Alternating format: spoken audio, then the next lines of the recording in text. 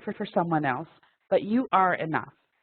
And just we were talking about the picture with the boats, and one of the reasons behind that is that we all feel like we're in the middle of an ocean floating around all by ourselves. But in reality, we're not. And that's something we really want people to come away with, is that we are here to support you during your unique lifestyle as a military family, and you're not alone. So you may sometimes feel that way, but we're here to help support you. So we always want to make sure that families are aware of that. All right. Definitely, that not alone is a really important theme for sure. I hear music in the background. Does it sound like a lullaby? Because it's probably my baby monitor. I love it. I like that. Wonderful. Okay. I can turn it down if that's okay, if it's bothering anyone. I'm going to ask you to mute your microphone, though. Oh, okay, sure. Because I get squirrel moments, and then I'm into the music, and it's 3 o'clock in the morning here, so you're going to put me to sleep. You don't want to. Oh no, I definitely don't want to do that. Thank you. But when you want to speak, just unmute. Oh my goodness, perspective is interesting, eh? It really is. So it really is. So go ahead. Nope, go ahead. We can go for. Let's talk about what self-care is to you guys. Let's get right into it. Get right into it for sure. Yeah. So the word self-care can bring to mind all sorts of things. That's definitely something we see businesses as well as social media telling us we need to do, and it's the answer to all of our problems. But before we get started, I would really like to know, what have you been told self-care is? What have you been told self-care is? Another way of putting that, what is self-care? So if you can just put that in the chat, that would be wonderful. I will scribe. So Cece is saying spa days, for sure. Looking after yourself before others, taking time for yourself, absolutely. So Wendy was saying the same thing, Susan, taking care of yourself. So while we wait for a couple of more, one of the things you really want to do about today is just to go through while we wait for a couple is throughout the presentation, we are going to be referring to the self-care revolution, and we saw the picture a little earlier, and you can see some references to that throughout the presentation. It's like easy reading. So along with other notable websites and authorities on self-care, so many of the staff at the MFRC have read the book, and the consensus is that it's a really easy read.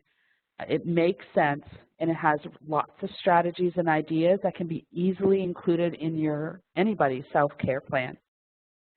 And all the information is going to be included in an after-session email, so please don't feel that you have to run and find a piece of paper to try and jot this down if you wanted to.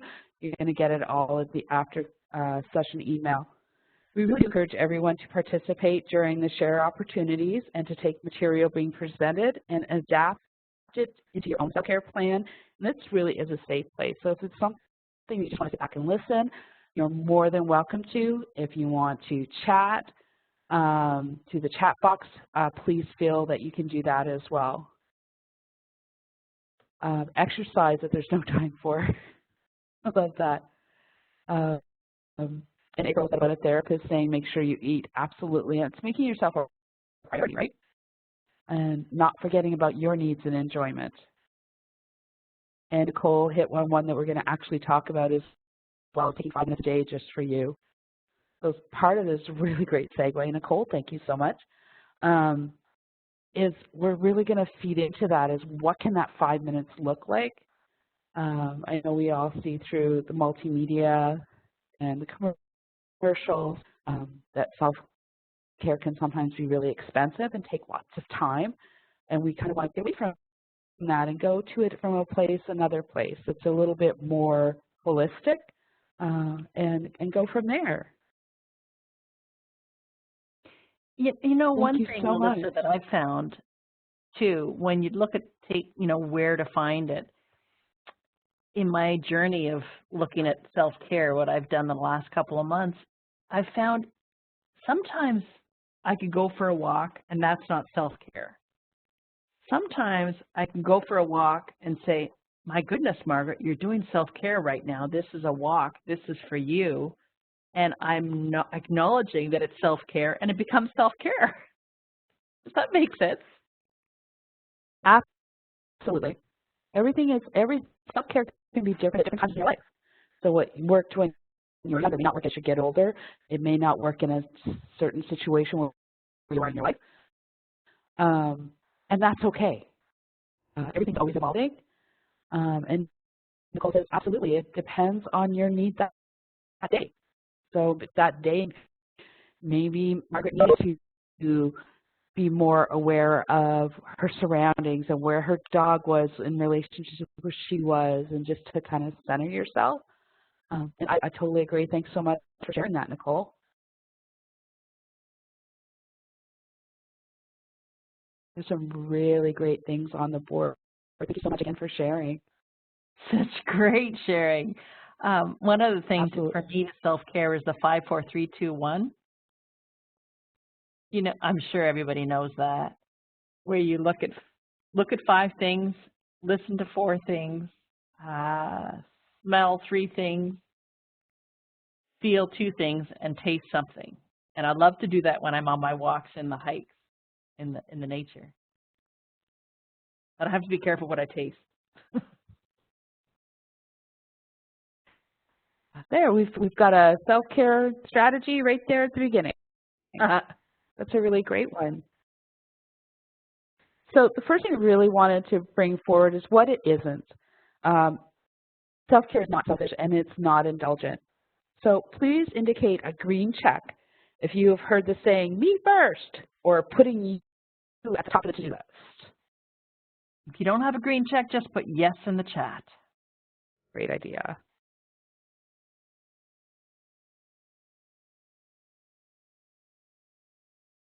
Me first. What was the question again? So anybody who's actually heard the saying, me first, so I have to put myself first all the time, or putting you at the top of the to-do list. Yep, there we go.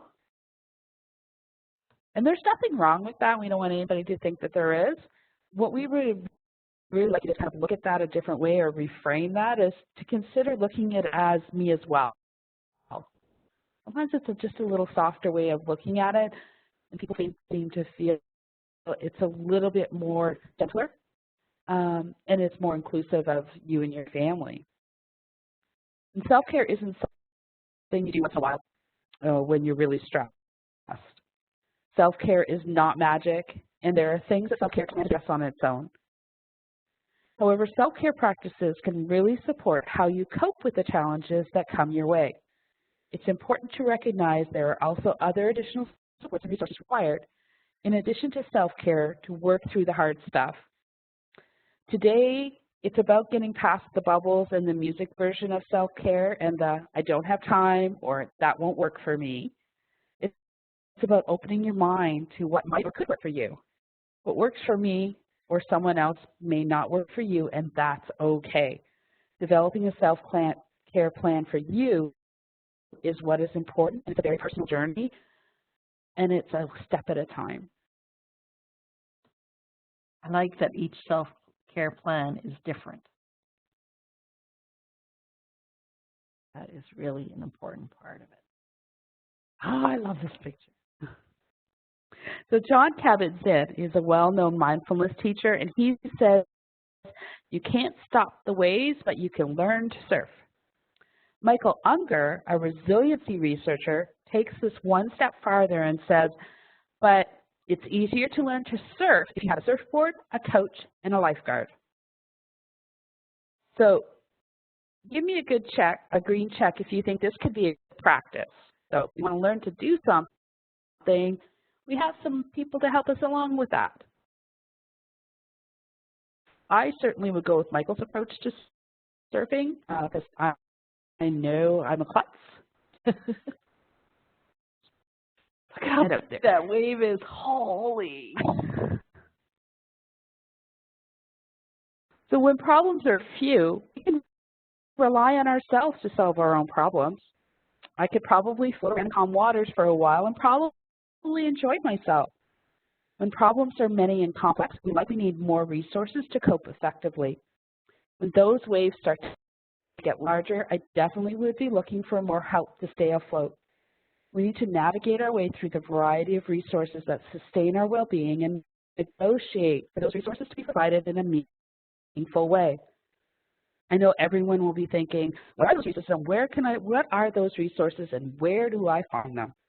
We will be, again, like we said, including some in the after session email. The last thing we want people to walk away with is that self-care is just another way to feel bad about yourself for not living up to an expectation. Our goal is to support you in building capacity to know you are enough and that you are doing well. Over our time together, we're going to have some opportunities not only to share with other participants, but also to try some easy examples of what self-care can look like.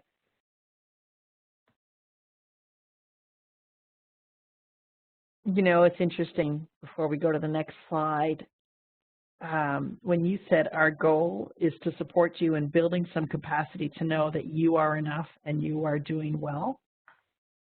For the many years, I never thought I was enough. And when I'm taking this program, I'm really seeing that, yes, I am enough. And I'm wondering how many other people, how many other women or people in this world feel the same way. And it's really important to address that and to realize you're awesome. Just wanted to share that. You're awesome. Yeah, I think as caregivers, that's one of the biggest struggles we always hear as caregivers. So let's find out. Yeah, what self-care is. Let's find out what it is. So self-care is any life-giving activity that restores, sustains, or improves your health. So everyone practices self-care, even if you're not aware of it. So in the chat, please share with the group, if you like, one thing you do for yourself. So we heard about me knitting, but one of the other ones that I do is I try to take a minute or so when I pull in my driveway at the end of the day to breathe. A few deep breaths in the quiet to switch from work mode to home mode, especially when I see my teenager looking at the window at me, waiting for me to come in. Part of that self-care is telling them that I need to go change and then I can listen. When, of course, or toddlers who, as soon as they see you, they need your 100% attention. Sometimes just that deep breath a couple of times, and you can switch and be able to help with that. So we want to practice self-care in a way that is more about flourishing rather than ticking a box. Self-care is the route to feeling whole, healthy, and happy, and the best version of yourself. I see Stacy is putting down that she reads, which is fantastic. And Susan was saying she writes a list to clear her head. What a fantastic idea. And we're actually going to expand on that idea too. Wendy's saying she's taking as much time as she wants getting ready for the day. What a great idea. I take 5 deep breaths before I get out of bed. That's a fantastic idea too. So a great way to look at it is that it's health care for your head, the heart, and the body. Words that describe self-care include nourishment, replenish, rebuild, nurture, resource, and recharge. Some describe it as refueling your tank. Each self-care activity is a deposit in our energy bank. So if you want to, you can give me a green check and see if you've seen this battery meme that's out there circulating around social media. It's kind of powerful when you think about it. Commitment to self-care gives you the best possible chance to cope with all the challenges that come your way. Self-care nourishes you in this moment and nurtures who you are becoming, your future self. And if you don't have a green check, you can give us a yes in the chat. Have you seen this battery icon? Picture. Meme. Yeah. So I would just found, like, you know, especially in this day and age, typically we never let our electronics um, get to the red in our batteries. Like, you know, and if you do, it's almost like a panic. I know I see it in my teenager's face all the time. It's like, oh my gosh, what am I going to do? If we start looking at our self-care that way, that we don't let it get in the red, then we don't need to panic. I also really love this particular line on this slide, is that self-care is a priority, it's not a luxury. Yeah, and it really can change the way you look at it. Small habits and small practices, those are the things that allow you to flourish. And it really does help you, like you said, become the best person you can be. So let's go on to, so why do we need to do this? So why do we need self-care? Stress is a part of being human and being with relationships and responsibilities. The stress of daily life can take its toll on how we react to minor events and can have a negative effect on our relationships and responsibilities. Stress also has a cumulative effect as well. The key to managing it is having regular pressure releases or micro moments. Stress affects our health both physically and mentally and throughout our day, and those regular micro moments are the ways to keep us from blowing up. Science tells us that too much stress makes us ill. We need to be proactive with managing stress in our lives as we are caring for our loved ones. So a little bit of research info. In the UK in 2015, it indicated that out of the 2,000 respondents, 9 out of 10 women reported feeling stressed, with 36% agreeing they were stressed every day. 49% of the respondents felt that they don't have enough time to look after themselves. So, wow, it's staggering as those numbers sound. It sounds about right when I talk to caregivers and friends. This is why I feel so strongly about advocating for self-care. Self-care is going to feel and look different for everyone. And I know we keep repeating this, but it's something we really want to make sure that we get across. It will mean different things to you at different times in your life, and as you learn what you need, your self-care plan will evolve as you do. So what does self-care mean to you right now in your life? So you can use your hand emoji if you'd like to talk, or you can use the chat box like we have been and just give us a little bit as to what does it mean for you right now.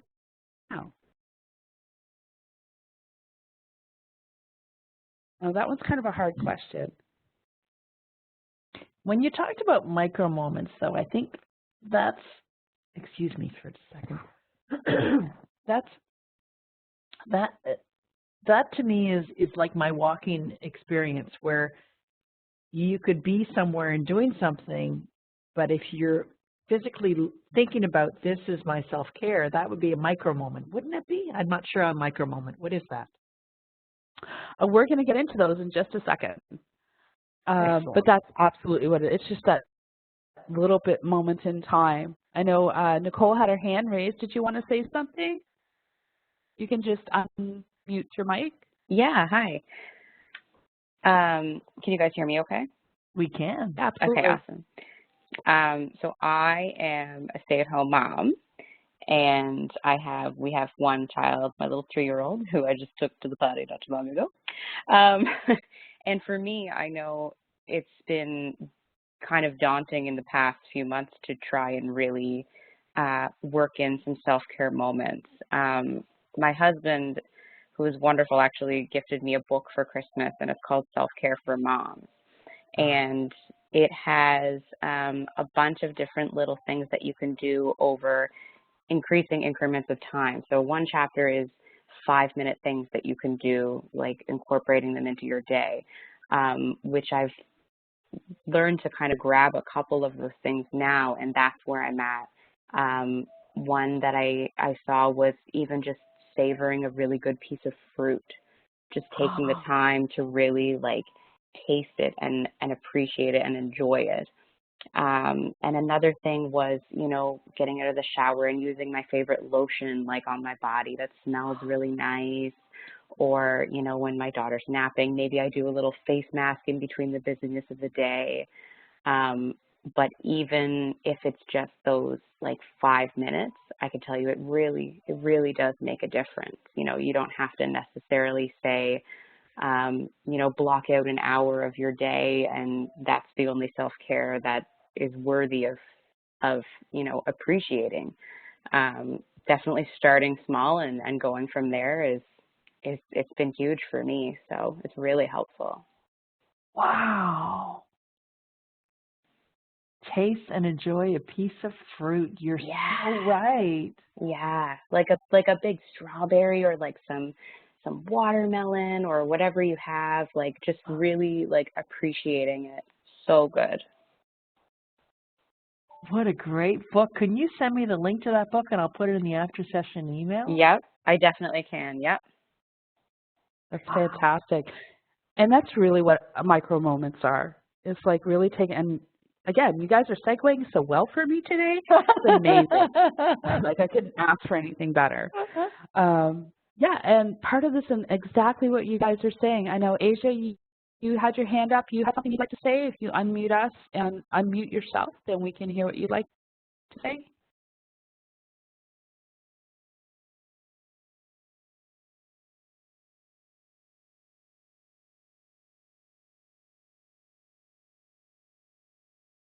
You're unmuted now? Hi, my toddler needs me, so I'll have to come back. No problem. Not a problem. And Wendy, you had your hand up as well?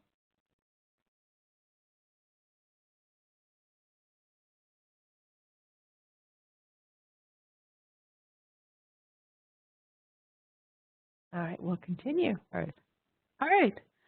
Maybe, so we can have next what gets in the way for your self-care. I think a lot of you guys have already said that kind of stuff, like change in life. April, thanks so much for sharing about that. Going from having littles to the teenagers and then empty nesting, and all of a sudden your partner's retired and home all the time. What a huge change, life change that is. And exactly, having somebody around all the time can totally get in the way of doing stuff like that. And thank you again for everybody for sharing. As a caregiver, yeah, absolutely. So when it gets tough, oh, I'm sorry, Margaret, I'm talking over you today. No worries, no worries. Your voice is lovely. but you know, when the going gets tough, it's really common to feel that you don't have time, the space, or the energy for self-care. It's always last on the list. You know, but if you don't do it, it's a recipe for a full-blown physical health meltdown, exhaustion, negativity, anxiety, depression. I know, it's just crazy if you don't look after yourself. So to put this into perspective, the World Health Organization predicts that by 2030, depression will be the leading cause of disease burden globally. And that's only 10 years away. And that's going to beat the coronavirus in 2030 is depression. As caregivers, we tend to focus our energies into the maintenance and good working of others, but not ourselves necessarily. So here I'm going to put a challenge out. Bring it on. I'm going to write everything you say. What stops you from looking after yourself? Go. Put it in the chat. What stops you? Yes, Stacy says work, which is absolutely, can totally be one of those. Toddler needs, absolutely. Laundry. Laundry can still do that too. I know. Yeah, partner needs, family life, time itself. I had no excuse. And that's okay too. Sometimes, like, you know, it just gets, like, it is what it is, right? Sometimes we just, life happens. Not up. It is. It's just not at the top of our radar. Distractions and cooking, work, organizing, cleaning, all of those for sure. All of those absolutely get in the way. Worrying, yeah, absolutely. Sometimes I worry about things that happened like when I was in grade 1. I'm thinking, come on, and I can't sleep because I'm thinking of something way back then. That's crazy. Distractions. It is. Oh my gosh. Well, thank you so much, everybody. You guys have some great things. Yeah. So, and yeah, and it's yeah. really So let's important throw. to recognize that these challenges are gonna come into your life, and how you're going to fight these challenges, to just give yourself 2 minutes to really enjoy that piece of watermelon. I love that analogy. That's just beautiful. Like, be thankful, right? It's a big part of it. Absolutely. And then, of course, we can throw in, if you have children or loved ones that have other needs on top of that, I totally think takes things to another level. Special needs, yes. Yeah. And that's your specialty, isn't it? Yeah, that's what I do. I try to support our families, make those connections. So, and part of it is really getting families to do this as well. You're amazing. So how does self-care help? Well, thank you. So let's talk about, so how does it help? So what it really comes down to is changing the order, and we've been talking about this, putting you as a priority in your story. So when we practice self-care, it provides the energy and the nourishment our bodies and minds need in order to work through our daily lives. So it provides a boost to our resilience and protects us from burnout. It helps us cope and heal from loss, stress, and change, such as losing a loved one, adjusting to a newborn, relocation, and deployment. It also helps us recover. When we practice self-care, it provides a protective function by forming a buffer against future stress. And finally, it helps us flourish as individuals and become the best version of ourselves. It gives us the opportunity to be the person we aspire to be. Seems to be a lot of good coming from talking about a moment or two during your day to fill your energy bank. So even though it can be challenging and seem overwhelming at first, when you invest in self-care to boost your resilience, it protects us from burnout and future stresses.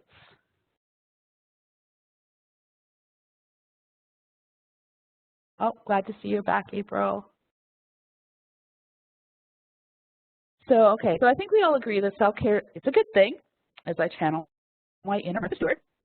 The question that usually comes up about now is, like, so how do I do this when I have A, B, C, D, and E to deal with? And then for good measure, let's throw in a deployment. Like, why not, for fun, right? So you can change your view of self-care from something big and time-consuming to a collection of micro moments every day. It's like a regular pressure relief. So when you're starting your self-care journey, choose one activity or one behavior you want to develop. Work on it until it's part of your daily life. Once you form this new habit, then it's time to consider another one. It usually takes about 21 days to form a habit, so don't get discouraged if you forget now and again in the beginning. And forgive yourself and move on. We are going to talk about micro moments and what they can look like. So if you've had some micro moments that you've already thought through throughout the day, give us a green check. Now that we've kind of talked about what micro moments are, if you're kind of thinking and going, I really do that, give us a green check. Or say yes in the chat. Absolutely. If you have a self-care plan written down, you can use the hand emoji, or you can raise your hand in the chat box or say yes to that.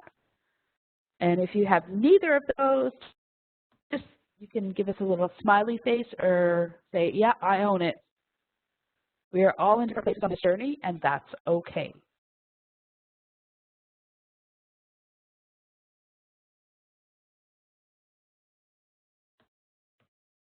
Scheduling it is hard. I love seeing that. It's so hard. It is. You know, I schedule meetings for work, and I schedule appointments for the kids, and I schedule the vet, meetings when I have to go there. but I never remember to schedule for myself, and that's, I feel badly about it, but I know it's coming. It is. And actually, when we go to the next slide, we're going to give you an idea. Thank you, everybody, so much for sharing. For some, keeping the self-care journal works for them. The journal can help you get to know yourself better and as a self-care activity in itself. So it's a place you can record all your well-being goals, activities, and reflections. You can also include any actions you have taken to boost your happiness and well-being. Write about how you feel after you nourish yourself with self-care activities, so you can connect the dots between choices and outcomes. You can really write about anything that inspires you. You can add clippings, quotes, images. You can write about happy events that you'd like to remember. The one thing that we do like to caution is that try not to use it as a place to vent. You really want this place to be a positive place to go. And it's also a place you can list activities to work on for you and ones you'd like to try. So self-care works best when it's kept fresh and responsive to your changing life. So your journal is a place to generate lots of different options. When we're stressed, our usual methods of self-care can become inaccessible, and we lack resources to think creatively to discover new ones. We need a plan with many options. So the great thing about self-care is that there's no rule book. Different things work for different people at different times, and well-being is not meant to be a competition. So we're going to look a little bit deeper into the vitality wheel that Susan Reading talks about. So in our pre-session email, you guys got a copy of this. It was just more for reference to have an idea of what we're going to be talking about. It looks really big, but like we said, if you chunk it down into little bits and work on one thing at a time, then you can build your plan, and it won't be so overwhelming. So there's 8 areas you can choose to work on. This is a simple method of communicating the different ways you can make a deposit to your energy bank. It's a framework to bring self-care to life. You can address all or just the ones that have meaning to you. You can even develop one for your kids. There's some overlap between the pathways that are not meant, and they're not meant to be distinct. They are meant to guide your thinking about what you can do right now to help yourself. The Vitality Wheel helps us to think more broadly about self-care, your head, your heart, and your body.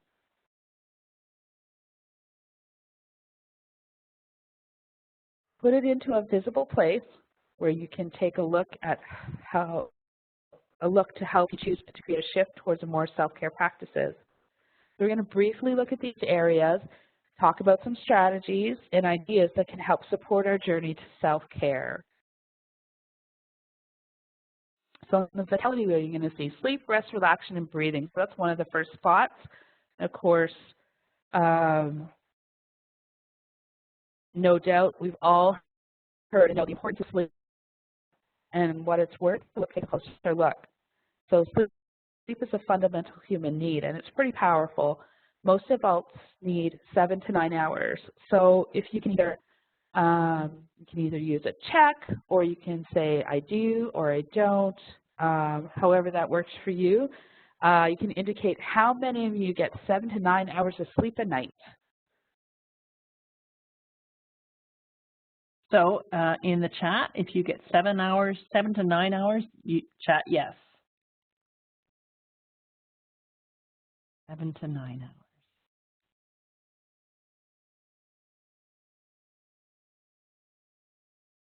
We have a few yeses with pills. Yes. I wish. Oh, awesome. You're very lucky. Your toddlers are good sleepers. Yay. That's what Yeah, half. Yeah, I think so. I think that's pretty standard, to be honest with you. And that's not surprising. It's life, right? So some areas to consider on how you create the ideal sleeping environment is using low lights, blackout blinds, a cool temperature. So when we think about sleep, consider the following and see if there's any that you can change, such as perhaps taking a shower bath before bed and having a consistent bedtime. Digital detox at least 30 minutes before bed. any of us with children know how important bedtime routines are for them. So we need to do the same thing for ourselves. So you can either use your hand emoji or you can say yes in the chat. How many of you go to bed and end up laying there while your mind runs through the days ahead? Do this for tomorrow. Wow, that salesperson was really cranky. And oh, I wonder whatever happened to that kid who used to sit behind me in grade 1. Does that sound familiar to anybody? Every night, Wendy. Yeah. And you know, or and typically sometimes we end up beating ourselves. I should have done it this way. I could have done that way. If I'd had to do it over, and we just play those reruns over in our heads all the time. Those reruns are awful. I hate those reruns. I know, I hate those reruns. I like the brain dump, though. Yeah, and we're actually that is one of them. So some ways you can try to quiet your mind so you are able to sleep is a brain dump, which is you can write out your thoughts that are hanging about. You can end your day on a positive note by writing 3 blessings or positive things that happened that day. Or maybe it's priming yourself for sleep with comfy PJs, maybe some soft music, maybe some aromatherapy, maybe it's like, maybe it's laying down in bed with your kids and reading a book. Again, it's all what works for you. Susie Reading talks about the idea of adopting a mantra to help our minds anchor on to thoughts that help you relax. So mantras are statements that harness the power of your mind and shift how you would like to feel. Mantras can give you permission to rest. Might include something like what you see on the screen. So when you look over the statements on the screen, do any of them speak to you? Do you have any of your own mantras you use at bedtime or that you would like to share? So if you'd like to speak, you can definitely put up your hand and then you can unmic as we go through your name, or you can put it in the chat box as well. Do you have any mantras before bed?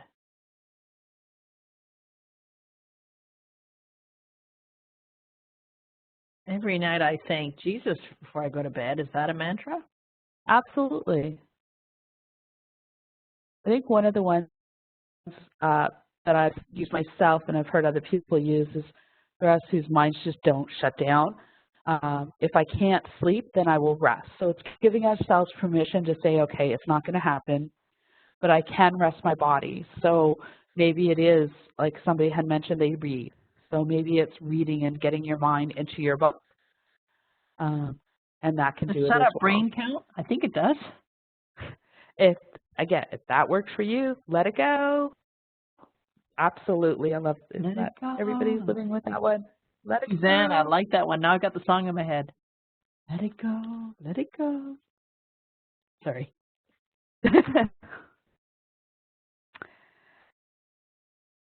Play the mindless game to focus on instead of thinking of the day. Ooh, so Trish, how does that work, the mindless game? Do you have voice? I'd love to hear more about that.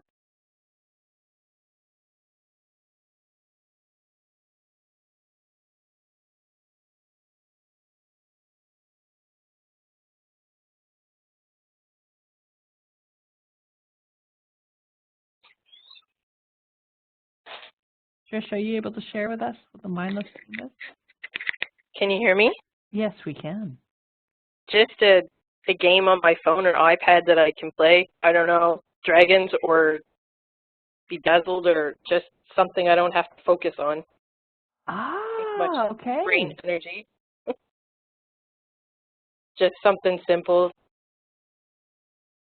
That's an excellent thing to do. Thank you.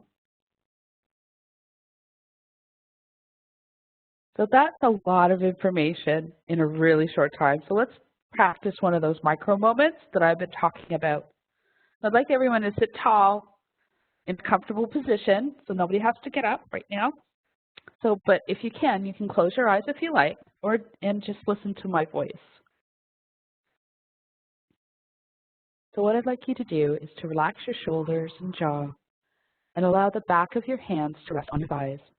Take a few relaxed breaths, noticing how it feels to be breathing. Gently touch your thumb to your first fingertip. Notice how this directs your breath into your abdomen and how soothing this is. Continue to breathe slowly through your nose and then out. For the remaining 3 fingers, gently towards the palm. Feel how this moves the breath into your chest and imagine your heart opening. Draw your thumb to the center of your palm and wrap your fingers around them gently. Feeling how this now directs the breath into the collarbones and upper back, melting tension and giving an uplifting quality. Keeping the hands as they are, bring the backs of your fingers and knuckles to touch, your inner wrists facing towards the front of your body, around the navel height. This integrates the breath in all 3 areas. Feel how expansive and relaxed your breathing has become. Release your hands back to your thighs and enjoy a few more breaths.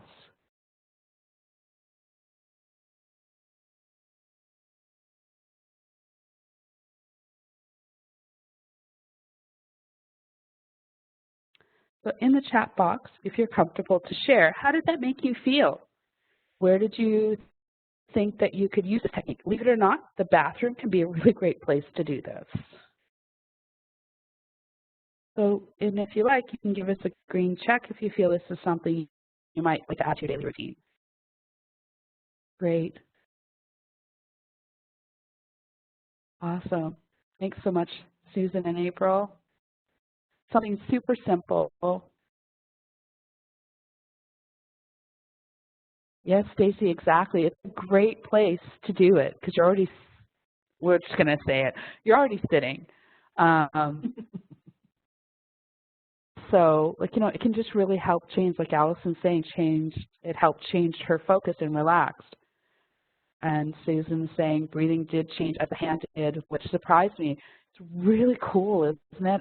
This first time I did, I was rather shocked myself. So we must have parts in the hand that are affected to different parts of our body then. Absolutely, and it's just really channeling, getting your mind and your body and your heart working together. And that's it. So that's what self-care can look like. And if meditation isn't for you, that's okay. Developing your care plan, it can be as simple or as complicated as you like. That was only about 2 minutes too, wasn't it? Yeah, about that. And of course, if you had right, 2 minutes. Yeah. And it really does center your body. I'm worth 2 minutes. Exactly. No, everybody's worth 2 minutes. Everybody's worth a lot more than that. Movement and nutrition. This one we're all familiar with, and it's probably one of the most challenging. Welcome to being a human being. Recognizing that it's not all about willpower as much as it is about using strategies and tools to reduce the number of decisions we have to make to avoid temptation. That really speaks to me. I just think that's such a huge statement. One of the most accessible micro moments we can access is a 5-minute walk or a stretch, or even one yoga move. So you can try to lie down with your legs up the wall or over the sofa for 5 minutes. So you can use a mantra like, I give myself permission to rest. So I want everybody to try and say to yourself, I give myself permission to rest. I give myself permission to rest. And just think about how that makes you feel when you're giving yourself permission. There isn't one way to exercise, we all know that. But we can create a movement menu. So starting here and work up to 20 minutes a day will help support both our mental and physical health. The principles of healthy eating include making good choices most of the time and working with the energy in and energy out, respecting your hunger, feeding your brain, and nourishing your mood, and organizing and getting prepared. A starting point may be determining what small step do you want to make towards a new habit. And remember, it takes about 21 days to develop a new habit. I give myself permission to rest. Love it. So coping skills, everybody's like, oh my gosh, like when I've talked about this before, everybody's like, I need more. Coping skills pathway of the Vitality Wheel really taps into the power of your mind and empowers you with the concept that it will help you cope. Our thinking at times can impair us instead of helping us. So it's important to get in touch with that inner dialogue and challenge it sometimes. We want to interpret events in our lives in a more balanced way. Not everything will end our world as we know it. We want to chop stress down into manageable pieces, allowing the breathing space we require. So some of the strategies that you can try are putting a ring around it. So breaking it down into little chunks to make it more manageable and dealing with it each day as it comes, or every hour, or even every minute if you have to. It allows you to isolate that part of your life that's challenging you and helps you recognize that it's not everything. So does that kind of make sense to everybody? So you can either say yes or I don't get it, or however you like in the chat box. A more manageable little bits. Just if you have a big problem, just take one piece at a time. Exactly.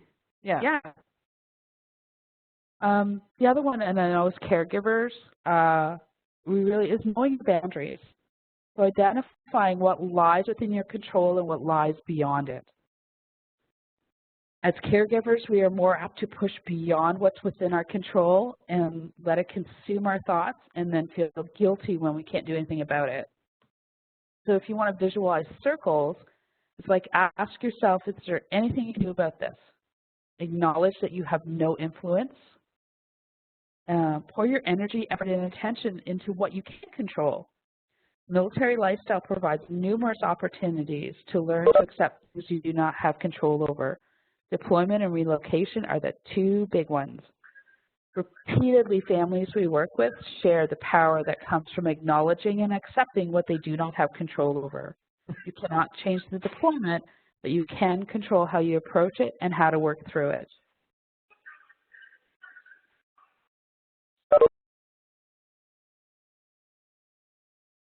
So mindfulness is really, in its simplest form, it's being in touch with non-judgmentally with the present moment. So most of our days are jam-packed with reactive thinking, flitting forward in what might happen, what next, diving backwards into replaying the past. That mindful tradition really recognizes that we're more than our thoughts, feelings, and memories, and sensations, and that who we really are is the witness to those passing states. It's kind of big, isn't it?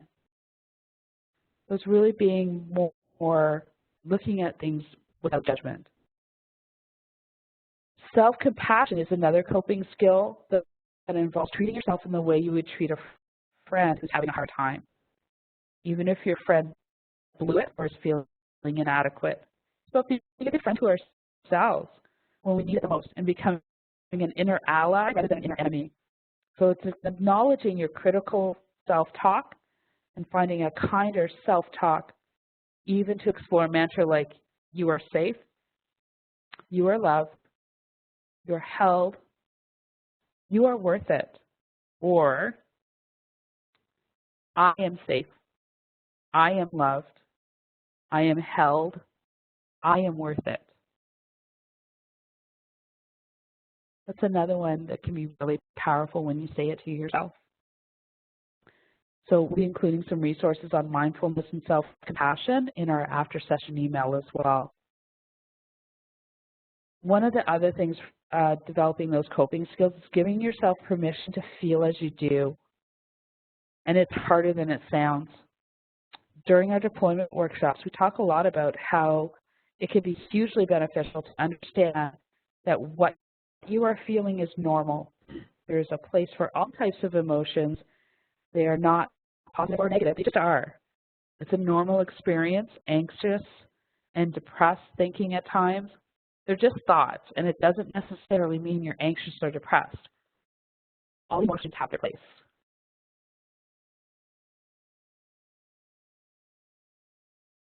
So one of the things we like to see is to try and give your brain something else to anchor on. So like music or mantras, breathing, or exercise can be a great way to deal with unhelpful thinking or overthinking.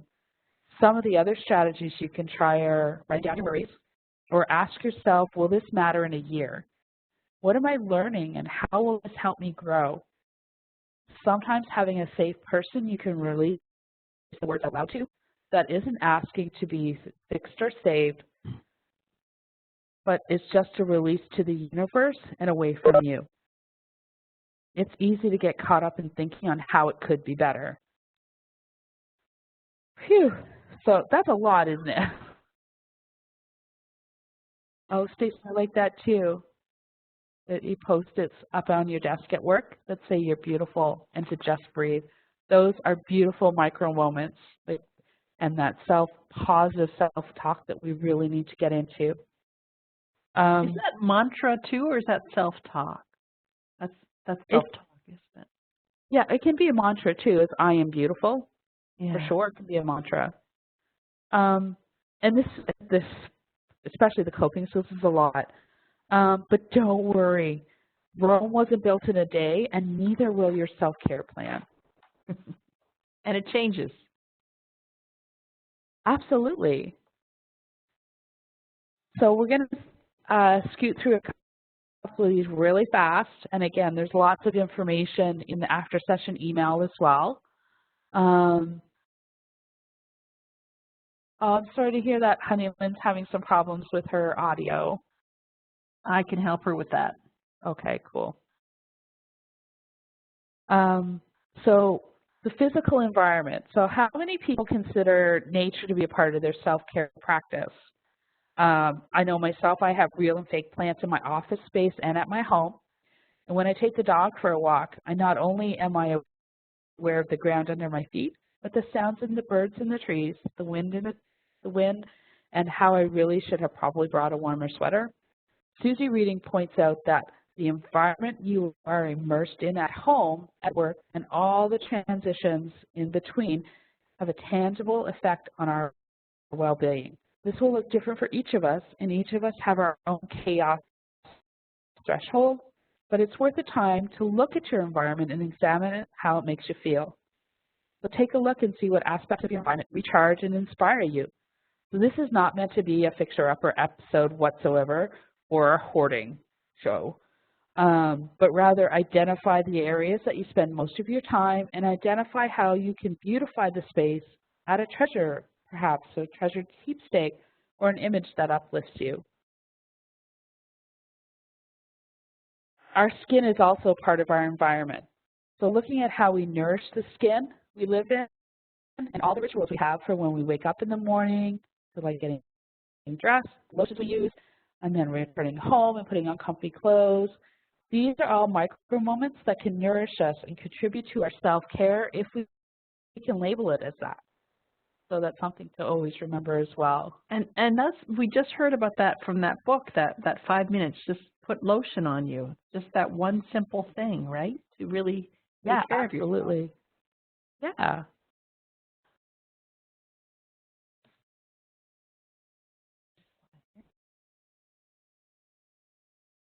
Connection. We do not have enough connection in our world. We don't.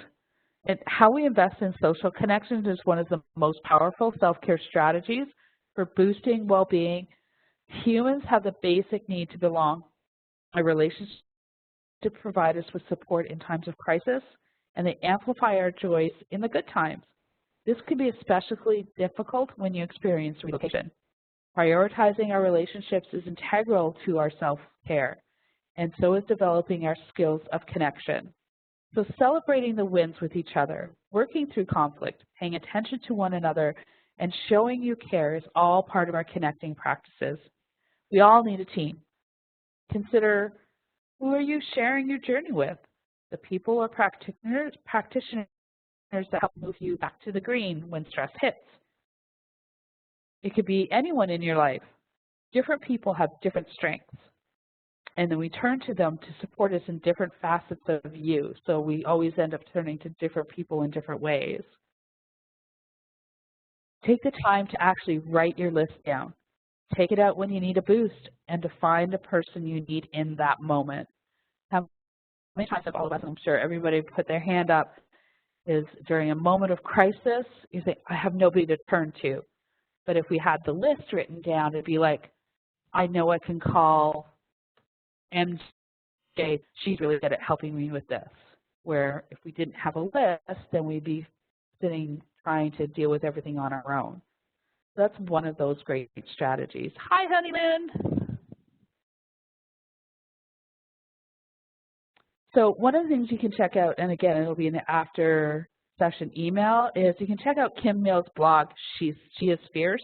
So she's a Canadian military spouse. She really speaks to how we need to create a space in our lives for community care and others. If you really get a chance, you can really check her out. She has some really amazing stuff that you can read. Actually, it'd be interesting to see. Is anybody part of the She is Fierce community on Facebook? Just say yes if you are in the chat.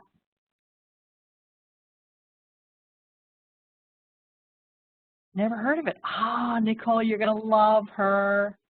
April, you're gonna love her. She does speaking as well at different workshops, and she's going to be speaking at various MFRCs. She's actually coming to Halifax and PEI in April. You really want to see her. She's a military spouse of about 20 years now, and her spouse has been on deployment, I think, 5 times, and he's got a dangerous job, and she shares the stories of how she builds community. And she talks about the importance of being resilient, but resilient is kind of a bad word sometimes. She says she wants people to be able to ask for help because that's what brings community together, and we're not alone. And she's really cool. So I encourage you to. We'll send you the link to her Facebook page, Kim Mills She is Fierce Community, and definitely worth checking it out. Absolutely. Yeah. Oh, this is so important. Yeah, so we always like to reference the mental health continuum in all our presentations and workshops. And it's just a really great way to think of your mental health. So we won't spend too much time on it, but the biggest takeaway is we always want to have is that you won't be in the green all of the time. And you may range into the yellow. Being in the yellow can be normal, but staying in the yellow for a prolonged period of time can affect our physical, mental, and spiritual health. It can be a factor for getting into the orange. So using strategies to get back to green is like using your self-care plan. Is a great way to maintain your wellness. So if you're in the orange, you may need to reach out for support. And if you or someone you know may be in the red zone of the continuum, you may need to access professional help. So and that's something we can always help guide you through if you feel that you're in that place and you're struggling to get back to green. We do have our mental health and well-being team. Our social workers are really great at helping people get back to that green, healthy place. What I love about this picture is that as human beings, it definitely is a continuum. So you're not always in the green, and you know, you're sometimes in the yellow and going back, and then you get to the orange, and then you realize, okay, I'm in the orange, it's time. I can't do this alone anymore. And it's goes back and forth because we're human beings, and human beings are messy. Yeah, absolutely. And that's why we always call it a continuum, right? It's not spot, spot, spot. And different things will trigger different people, and different people, different things. And then having the people and the resources in place to help you get back is really what we're all about. Exactly. And Nicole said it beautifully. Mental health is fluid. Absolutely. So let's take a moment and we're going to try another mindfulness. We're going to try one of those micro moments again. So learning some yoga poses does not mean you need to take a class or buy special clothes. It can be done in a couple of minutes while you're waiting for dinner to finish cooking, while you're at the office or sitting in your car, waiting for your child's practice to be finished. Okay, so if you can, you're able to, have everybody stand up. And if you can raise your arms above your head, you'll do just fine. So you can stand with your feet hip width apart, your arms by your sides, gazing forwards. When you inhale and reach your arms out and up over your head, gazing up towards your thumbs. Exhale, lower your arms back down and gaze forward. Feel the fullness of your breathing and enjoy growing taller with every repetition. So we're going to do that one more time. So you're going to inhale, reach your arms out and up over your head, gazing up toward your thumbs. And then exhale, slowly lowering your arms back down and gaze forward. So again, you can feel the fullness of your breathing and enjoy growing taller with every repetition. So Susie Reading has a lot of other really easy poses in her book. There are also some great websites that can support your yoga journey if you so choose to explore this method of self-care and mindfulness. So how did, if you want to share in the chat, as how did this little micro moment feel? I think this one might have maxed out in a minute. Yeah, absolutely. It's nice to get up and move a little bit. And you can do it slowly. The slower you go and the longer you breathe, the taller you get. For some of the short people, that's really cool. Exactly. Just taking those few extra deep breaths. And, like, you know, doing it while supper's on the thing, or, like, you know, just a minute while your kids are playing in front of you. They may even try to do it with you. And your dog may do it too with you. Yes, you see those videos of dogs doing yoga. It's hilarious. My dog won't do that. My dog would just come and lick your face off. That's not so much the relaxation as it might sound. Good. Thanks so much for all your great input there. So continuing with the vitality wheel, we certainly can't forget some mood busters. I want you to reflect on your day and think of things that naturally top you up with energy and the things that deplete you. Some of these things are unavoidable, and in those circumstances, we use self-care to make up the deficit. However, there may be some things that you can minimize or avoid altogether. Give yourself permission to make those choices and take good care of that energy bank. This is what's going from yellow to green. Simple mood busters can include music, clothing, a scent, laughter, playing. I know somebody had mentioned playing with their kids. Expanding your mind to learn something new. Be creative. Find beauty and awe, and even just look up. Some other mood buster skills are savoring. So where you notice a pleasurable experience, you can give it your full attention. You immerse yourself in that. It could be fruit. Absolutely. Enjoy that. Feeling it as intensely as possible, and let the experience linger as long as you can. So savoring for me is when I have chocolate ice cream. I just have it, putting it in my mouth and letting it melt and enjoying and loving the taste of the chocolate and how it feels when it slides down my throat. If you can, oh, it's just amazing. Oh, I can taste I have a little moment of my own. A little moment of my own. Another really great one is gratitude. So it's the feeling of counting your blessings and giving thanks, or simply feeling a sense of appreciation and wonder. Practicing gratitude by consciously thinking of things you are grateful for or writing them down has a measurable and lasting effect on your brain. The act of kindness can invigorate, uplift, and forge strong positive connections between people as well. So what kinds of things do you already do that may fall into this area? So if you like, you can share in the chat. Sometimes it's like, you know, I already gave my chocolate ice cream one. Volunteering is fantastic. I love that one.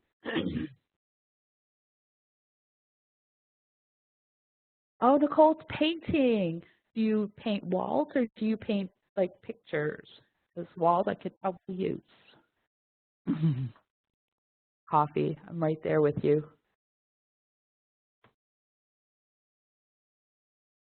Margaret has her walk, of course. That's awesome. Do you always take your dogs or? Well, I don't always have dogs. I only borrow dogs when other people ask me to look after them for them. My dog is in Canada. Oh, right. So, but I always walk. Nice. And Trish is saying coffee, and April buys coffee for the person behind her in the drive-thru. How awesome is that? I love that paying it forward. Oh, that is so kind. Oh, Nicole, I love that. Canvases, abstracts. Oh, what a wonderful way to express what you're feeling. Instant mood booster. Awesome. I love that. Again, thank you. You guys are amazing sharing so much. Marble painting with your daughters. I love that. How great to include your children. So one of our last ones is goal setting and accomplishments. So it's an integral part of our mental health and self-care journey. The Road to Mental Health Readiness program that we offer in both the family and the member prioritizes goal setting as one of the big 4 mental health skills. The goal setting we are talking about isn't necessarily the big life goals like what you're going to do for the rest of your life, but rather the goals that help to structure your time and give shape to our everyday life. They help us take action and increase our awareness and to grow. Self-care goals can be small and even in the form of an intention or a commitment to one daily act of enhancing your well-being. So a couple of those things we've done, like 5 minutes of yoga, or adopting a new mantra that you repeat to yourself, or breathing in your car for a minute or two. The self-care journal is a great place to start to brainstorm what your goals might be. So you can be specific in writing them down. It makes it more likely that you'll follow through. So breaking the larger goals into an action steps and aid in identifying any obstacles, and the plan can how you overcome them. So you can identify the people in your team who might be able to help you and to coach you. And revisit the goals on a regular interval and tweak them as necessary. And always remember to celebrate your accomplishments. Success will look different at different times in our lives, but recognizing our achievements, even the mini ones, can be a source of energy and sustenance. Getting out of bed at times can be the biggest achievement of the day, and that should be celebrated. These simple practices. What do you call it? A source of sustenance. You're so right. It is. And it's these simple practices that lift your spirit and can bolster your feelings of self-worth. Appreciate how far you've come and the way you've grown. As caregivers, we don't give ourselves enough credit. We really don't. Wow, yeah, that's so important. So, you know, you go through all the hard stuff, but then when it's done, you have to recognize and really celebrate, hey, I got through this day. Absolutely. Wow, thank you for reminding us of that. And I love this, even being able to sleep in. I know Trish was saying, even to be able to sleep until 7:30 can make a huge difference. And Honey Lynn was saying the one thing she used to love to do is to have a long bubble bath. So maybe that's one of your goals, is like, how do I get back to doing something I really love? Which really goes into values and purpose. So thanks so much for segueing that for me. Getting in touch with your values is a magic ingredient that brings all the different parts of the vitality wheel together. Your values lie at the heart of why you engage in self-care. And by committing to regular self-care, you are the best possible place in life that you aspire to lead and to become the person you aspire to be. It's not enough to know what you want in life. You've got to know why you want it. When you evaluate your choices of what takes you towards or away from your values, it gives you clarity on the right path of action and decision making gets easier.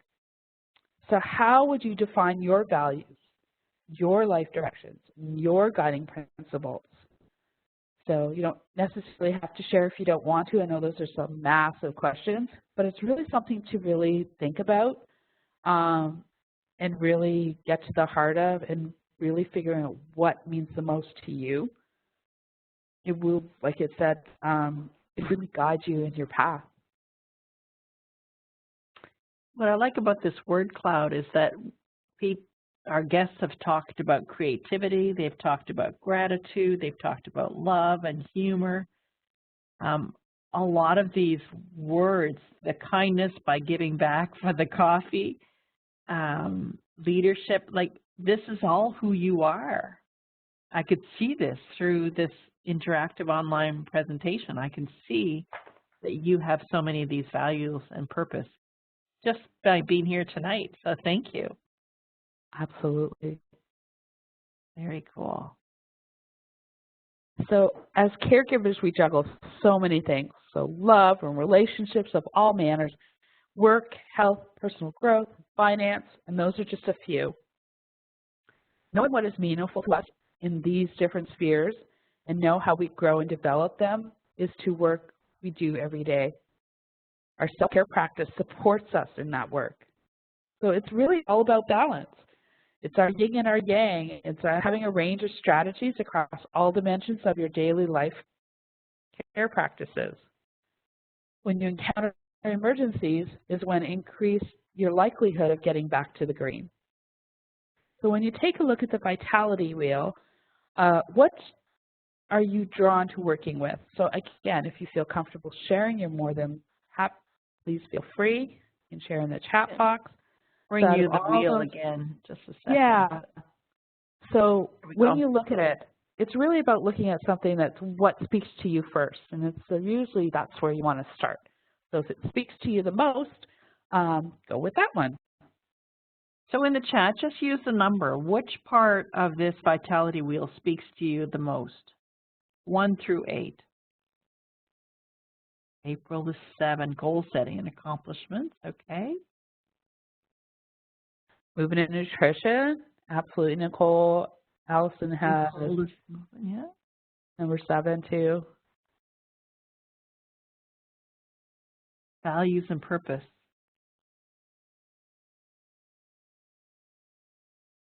I think I'm a 5. Oops, I moved that. Oh, and Tricia's a number 3. That's a great one too. Coping skills. That's a hard one, right? Like it really is as to how do I deal with the stressors in my life in a manageable way. Movement and depression, I think that's a really big one for as well. Kind of feeds everything else. Hey, it's cool. Wasn't that nature? We don't have a lot of natures, but that seems to be a big one for a lot of people.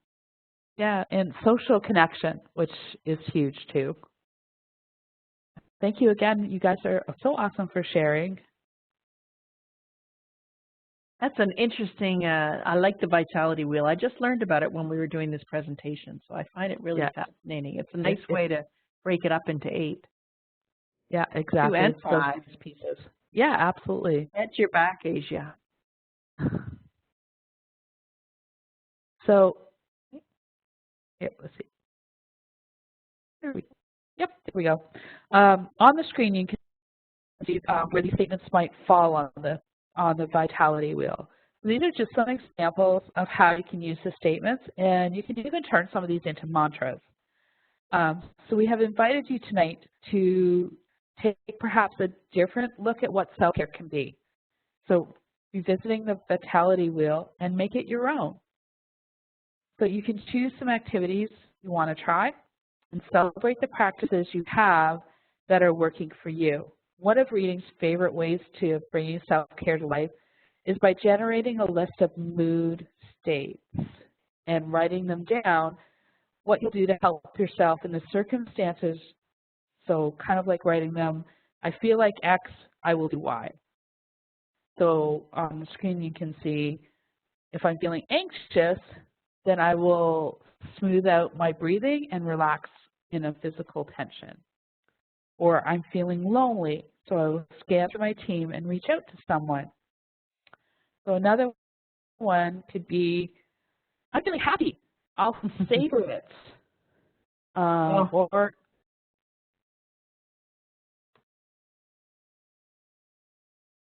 some of the primer statements, we didn't really talk about those too much, but they're the same thing. Is when I exercise, I deal better with stress, and I'm a nicer person. So that could definitely move in for mental health. My family likes me better when I exercise. Yeah, exactly, right?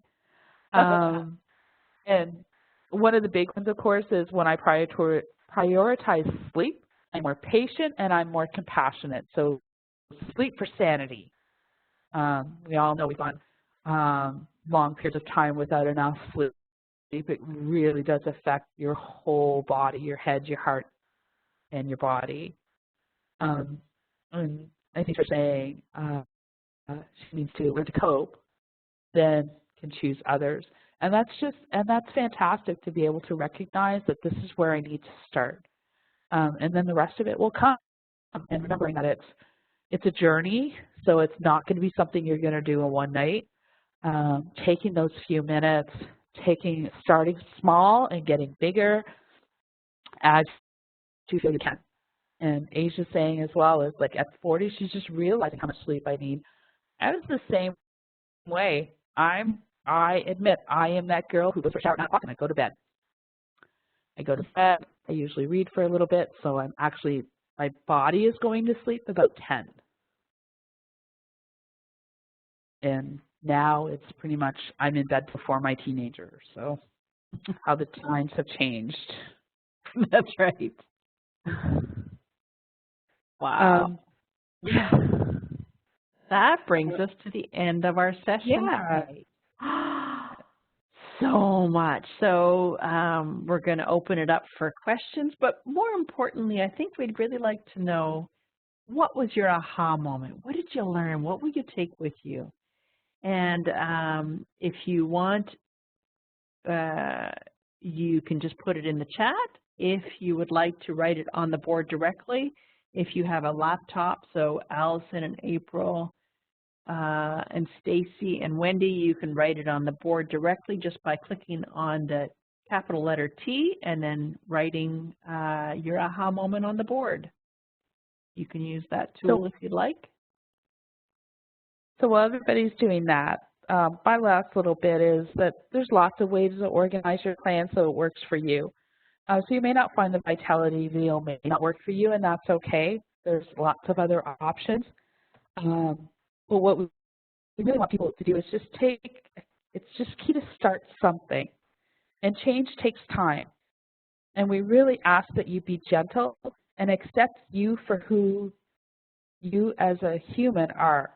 And we all have flaws.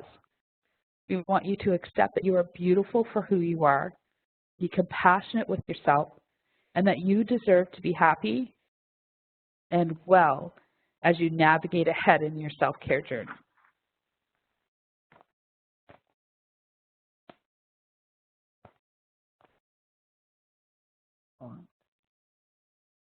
So, what were your aha moments from today? I will use mini moments. Yeah, April was saying that she realized that she needs to take, it ran away, smaller bites out of the problems and issues. That's a really awesome takeaway, April.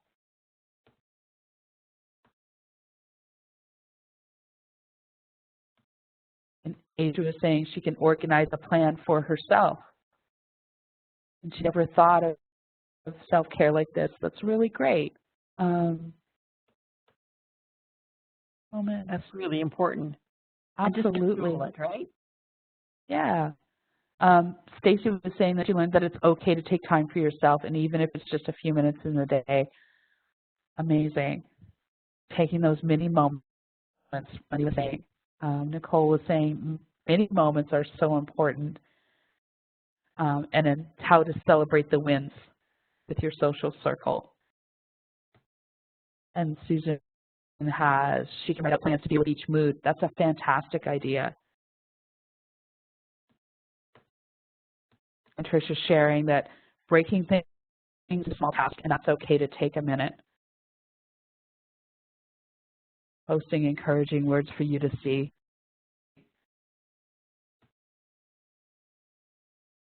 Allison was saying breaking down the steps is okay and effective. This is so amazing. You guys are amazing. Mm-hmm. Yeah, really, really great. Oh, please share, Nicole. Nicole has another quick coping skill she'd like to share. Do you want Hi. to use your words? Great. Hi. So someone told me recently I went to a group that is actually an OSIS support group for spouses. And one of the things that they taught us was, I know for sometimes a lot of people, when they think of the idea of breath work and taking those minutes in meditation, it can be overwhelming if you have never done it before.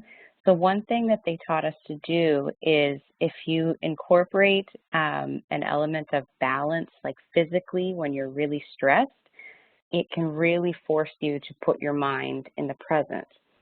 So what they had us do is take two little Jenga blocks and you hold one in your hand vertically, and then you place the other one on top, and you just try to sit there and balance it.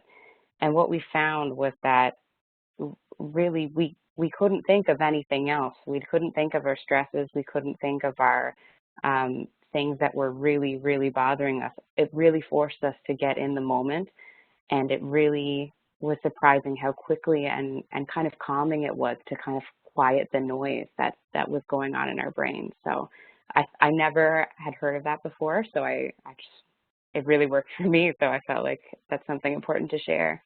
Quiet the noise by balancing. Yeah, like Wow. just physically involving yourself. And I guess it comes back to what we were talking about, movement and nutrition and coping skills as well. Kind of marries the two and gets you back in your body a little bit. I love that idea. I'm going to try it tomorrow. Thank you for sharing. No problem. And that's what a great way to meld, like we were saying earlier, where all the pieces on the vitality wheel are not distinct. They all overlap. And what a great way to really showcase that. Thank you so much for sharing that.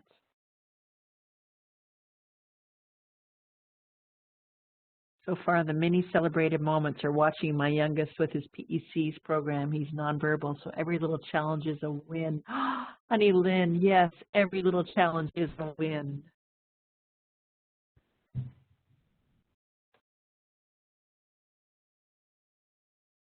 Oh, that's amazing. I'm so glad to hear that. Excellent. So when we're going to be on until you, if you have any questions or thoughts, and when you leave, there'll be an evaluation that you can please fill out, because it asks you what types of sessions you'd like to see in the future, and it really helps guide our programming. And you can make these programs much better and even more interactive. So thank you so much for coming. Melissa, thank you for your wisdom and your beautiful voice. I'm really thankful to be able to work with you. And I'm thankful for such a wonderful group of women. Thank you for coming out tonight. Absolutely. I'm so glad everybody came and really seemed to be taking a lot from it. Just as everybody's leaving and stuff, please, like, again, it is really, really super important. If you could just take a minute or two and do that evaluation, it really does help us. And it'll keep our virtual programs running. We need a lot of that feedback. If you're interested in the Self-Care Revolution, on the post-session email, there'll be how much it is, and you can typically get it on Amazon. There's a just to give you a heads up on that, because it is a really good book. I have a copy that I appropriated that's got all sorts of stuff marked in it. So again, thank you so much for participating. It has a lot of marks in it. Yeah, because we have a lot of staff that kind of appropriated the extra copies we had. And Asia, I like that it helped you a lot. Yeah, and Stacey bought the book a couple of months ago. Oh, very good. Well, Yeah, I was just going to say that, Asia, it's great that you were able to quiet your mind or learn how to quiet your mind. That's pretty cool. You haven't read it yet, Stacy. Oh, we've given you some spoiler alerts. Have a great evening, guys. Thank you so much for coming out. yes, thank you so much for giving us your time. Oh, thank you, I'm gonna Nicole. I'll write that down. Oh, great, thank you. Well, everybody can hear my dog now.